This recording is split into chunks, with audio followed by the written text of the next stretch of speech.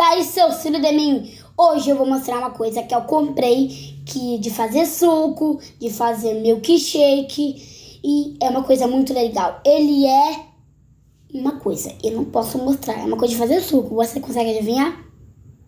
Uma coisa pequena só de suco e de milkshake. Vocês conseguem adivinhar? Adivinhou?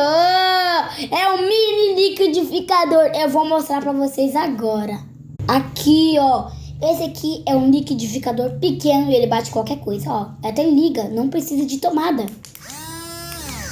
Ele é muito legal, ele pode fazer muito suco. Você pode fazer milkshake.